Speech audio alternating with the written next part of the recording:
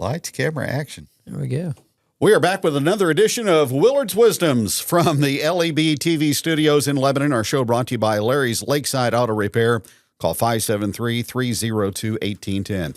Kevin, along with Brennan and Braden today for this edition, Memorial Day edition of racing here at the LEB TV studios. Well, let's recap how things went at Illinois over the weekend. Got some close contact, it sounded like. Yeah, we Friday night was all right. We had a pretty good car on the bottom there in the feature. Timed in all right. We timed in okay. Heat race, I think we finished third in the heat, and then felt like we were probably a fifth place car Friday night, and just every time they had a restart, we'd get on the top, and I made a chassis adjustment before the feature. It made my car way too tight, so that was an adventure Friday night. It was close quarters, a good way to call it, but the end of the race was pretty good there, and then the track started locked down and took rubber there the last 5 laps or so, but it was a good race. Like I wish they were going to shorten the race to 30 laps, and if they would have, it would have been a perfect race. The last 5 or 6 laps it cleaned up and started to take rubber, and everybody just kind of in one lane, but it was an interesting feature, to say the least. People banging off the walls, and we were in one little minor wreck that turned into a big wreck. The 38 car bounced off the wall in turn 1 on a restart, and then we went 4 wide into turn 3, and the car, I don't know, we got people bunched up everywhere, and there was a heck of a wreck. And so that one, we got through the wreck, but that was a mess. And then went to Highland on Saturday, which I've heard stories of. They call it the world-famous Highland Speedway. I've heard stories of the world-famous Highland Speedway. It's the Bowman Gray of dirt racing. Well, I'm calling it the Dirt Bowman Gray after my weekend there. But we didn't time in worth a crap. I think we were 11th or something. Not terrible, but in the heat race, just got held up for 3 or 4 laps and tried to be patient, but eventually you run out of time. And local guy that I forced the issue in, and he hung a left going into 3. We got hung up, and car got by me, and then that ended up being a transfer spot. Put us 1 spot out coming out of the heat. And then so we were on the pole of the B, and Braden watched the video, but we were on the pole of the B and led the first lap, and then got in a wreck on lap 2 in turn 1. That's how I'm going to put it. But I got pinched down in 3 and 4, and what happened in 1 and 2? Well, we pinched him down really, really hard, and then blamed you for it, and then gave him a not-so-good hand gesture. Yeah, we got dumped in 1 and 2, but it's all right. We had a provisional, but that was it's hard racing, and it's what happens when you race on a little bit of racetrack. And I don't race rough, but I don't like racing rough at all. And it's not even racing rough. It's just you have to be aggressive, and you have to put your car in positions you don't want to be in, and leave you better bring your friends with you, and because you're not going to make any while you're there. But it's just hard racing in that. And then went to the feature. I think we were up to 13th or something like that. Got spun out. Got to go to the back. Got to go to 22nd. Come back up. Had to spin to miss a wreck. Got to go to the back again. It was a dang adventure. So we had a hell of a night. I think we were 19th or something. 17th, 19th, not even sure. Got through there. A lot of tore up sheet metal, but all in all, a fun weekend, good weekend. We had good speed Friday night, and that's, you look at the weekend and say, how we do. We had good speed Friday night. The race for the win Saturday night between Shannon Babb and Tony was awesome. So, and that was the crowd there at Highland was insane. Like, I don't know, 4,000 or 5,000 people is what that place holds. They had every bit of that. And I was told the World of Outlaw race, the fire marshal shut it down and told them pit passes only, which I don't know what you would do like I've kind of laughed, like there's not very pit stands. Maybe 200 people could fit in the pit stands. And then it's not like you can stand and watch. Like there's just nowhere to watch the race. And your crew guys are on top of each other. The pits are, you're just on top of each other. Basically, it's a racetrack that's, the whole town's built up around it. It was built at a park. So, like, take Springfield Fairgrounds and make it a little bitty quarter that's really narrow and a paperclip. And that's what you got. So it probably one of the coolest venues you'll go to because, I mean, it is people are drinking a lot of beer and having a good time, and the fans are pretty rowdy. So that's all you can ask for is stuff like that. So not just casual observers. They're right? not just casual observers. So I don't know if I laughed. I'm like, I don't know. We would either sold a lot of T-shirts, would have brought any with us, or they'd have bought our T-shirts to burn them. But we got out of there and glad to be out of there, I guess. But I told Tony, I was like, you ran second. I had every local pissed off at me. I was like, so I would think we would have sold some T-shirts. But so we're ready for Memorial Day weekend. So this is traditionally Show Me 100 weekend, which I think is probably your favorite race, isn't it? Yeah. You got a lot of options this weekend, though, don't you? We've got options, but we've got commitments. So we're going to go to Wheatland tomorrow, Thursday. Cowboy Classic is tomorrow. Yes, we're going to go race that. Granite City, the weather looks good. Should be good to go there. So we will come home, go to Granite City, Illinois, Friday night for the Mars race, then Fairbury, then Spoon River. The weather for Wheatland Friday and Saturday looks terrible.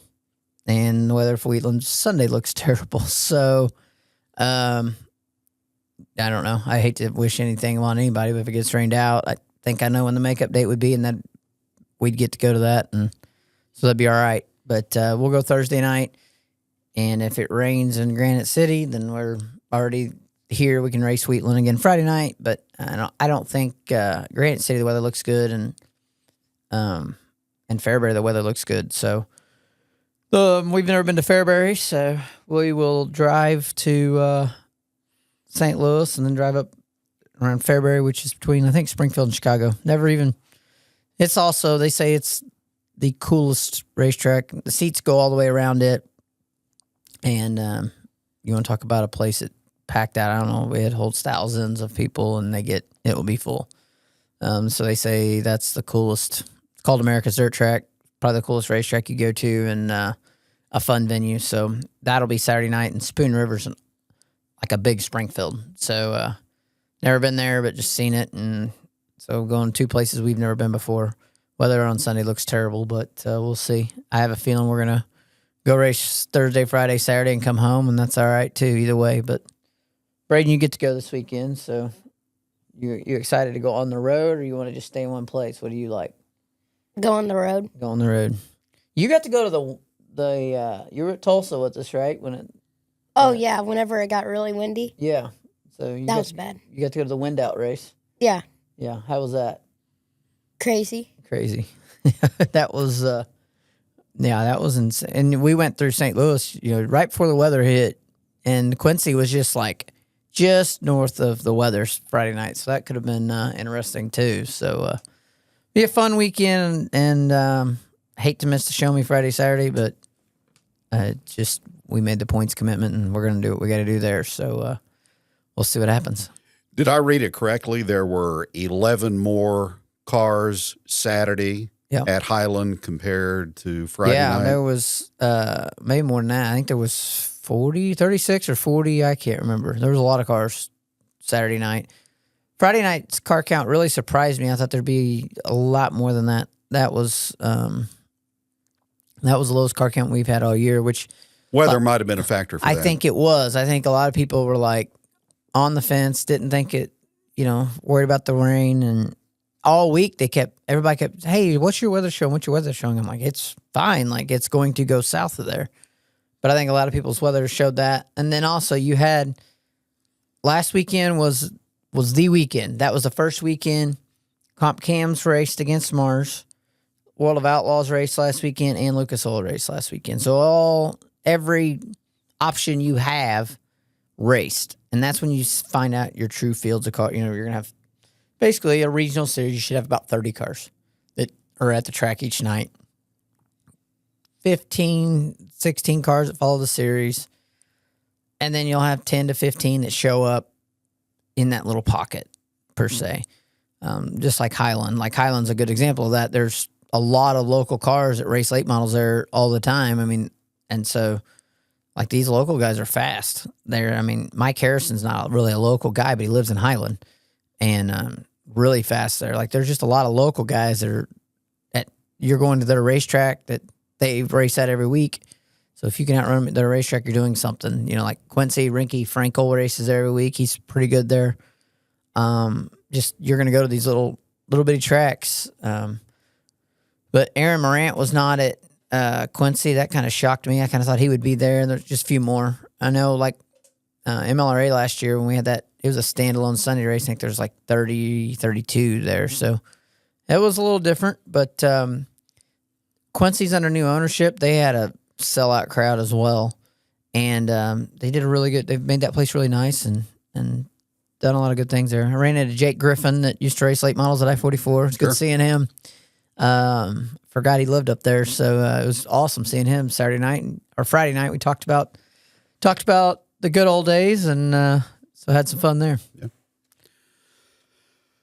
Well, did you get some of the electronic issues resolved on the car?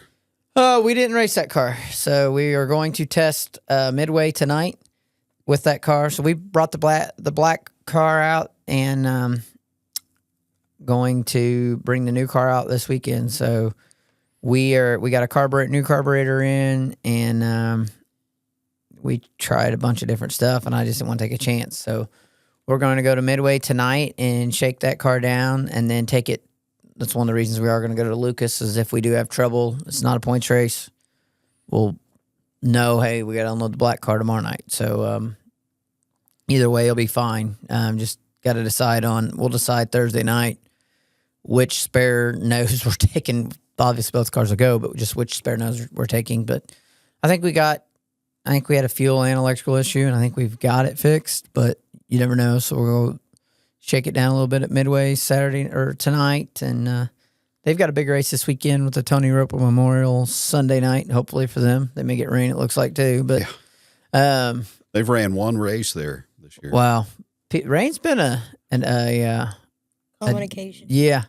Yeah, even your baseball's had a lot of rain. And they got rained out on a turf field Sunday. So that's when you know it's raining a lot. That's hard to happen. Yeah. But it's just been an interesting year for rain, and a lot of rain, especially on the weekends. It rained on Easter and it rained on Good Friday, so that's a good sign that it's going to rain a lot on the weekends. Well, as we mentioned, Lucas has Thursday and Friday, then Mars Series, Granite City, Illinois, then Fairbury and Canton, Illinois over the weekend. So full programs all across the area. Midway, again, Sunday, the Tony Roper Memorial. I-44 Speedway, their next race is coming up on Saturday, May the 31st. It's they did a good call. They're not racing this weekend, what the weather we're looking like here. But. Yeah. Ronnie Taylor won the Charger feature last Saturday. Dakota Scrivener of Eldon took the Crown Vic Main. Street Stock, Mike Shaddy of Lebanon, and our buddy Dylan Bates of Fairgrove won the late model feature. Good. Sounds like they're good racing. Give Mike Shaddy a shout out. That's, I think, 2 wins on the year, I think. And I saw he's leading the Street Stock points. That's good for Mike. He raced. I remember watching him when I was Braden's age race over there. So back in the old Bomber days. So it's been a while, but awesome to see him run good. While we're talking, so you grew up at the asphalt tracks, and then you went dirt racing. You like them both still, or what do you think? Well, I like late dirt racing better. I don't like watching NASCAR that much. I like watching the end of the races because it's like 500 laps and it takes too long. But I probably like dirt better. I think Braden's opinion echoes with a lot of people. I think it does too. I think that the problem that pavement racing and where pavement racing is at a crossroads is what he just said. A great pavement race is a 200-lap race. It's got strategy. It's got tire savings, tire management. If the All-Star race Sunday night was awesome, but it was only 250 laps. And I thought it was great. great race. But, you know, for a kid, this is your next generation. They all love dirt racing. And what about your sister? What's her opinion? I can tell you that. Yeah, his sister will not watch a NASCAR race on TV. Will not do it, but will watch every dirt late model race on TV. She really won't even watch much push and flips. Like, we'll watch some sprint car racing. She's, you know, but late model racing she's in, which I'm saying that's a little bit of that's, you know, your kid's going to watch what you do, right? But it's interesting. I think that asphalt racing I still love asphalt racing. I think it's great. But I also realize, you know, everybody's attention span's 5 minutes, 10 minutes, you know, not 5 hours. So I think his opinion right there just kind of tells you where it is. Personally, I prefer the road courses. Yeah, on NASCAR. Yeah, that they became the best racing with this new car. It's not as good as it was, but I think it'll get back there. And it is. It's very technical and fun to watch. You watch like Indy 500s this weekend. You're kind of whatever on them.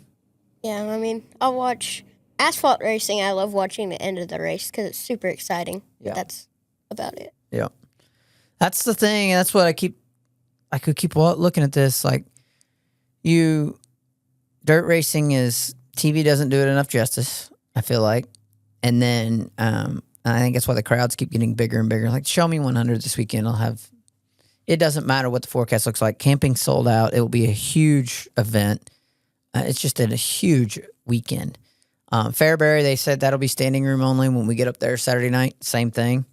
And that's every weekend. And the track supports the facility. And I think it doesn't really matter what you're doing, dirt or asphalt. It's just the community and the people behind it. You know, if they get involved.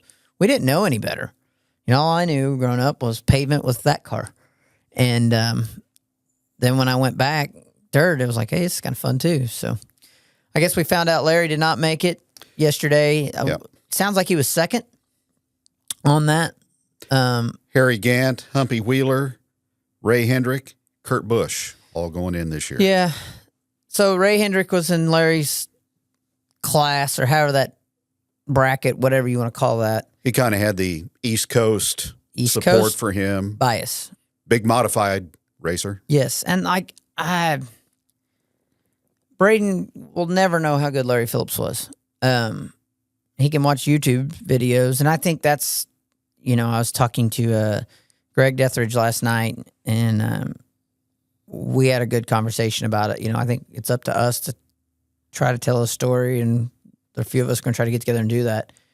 Larry was so good and so dominant, but it was in the mid. You know, the voting panel, there might be 5 people that knew anything west of North Carolina. And, you know, they all know about Northeast and Southeast. You know, there's nothing Midwest. So, you know, the California people, same way. Like, if they're not racing in the Cup Series, they're not getting in. So, I don't know. I mean, obviously, Kurt Busch, Larry wasn't even on Kurt Busch's ballot, but Kurt Busch and Harry Gant, very well deserved. I can see Harry Gant going in, for sure. Yeah, Harry Gant's like folklore, you know, like, he didn't win a lot of Cup races, but he won a lot of Busch races.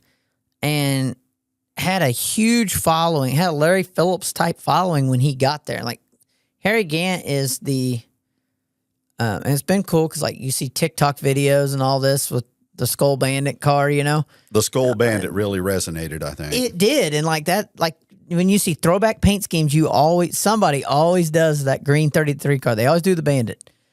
And I think this is where I get, and then where we're going to go over time, but NASCAR got big because of Harry Gant.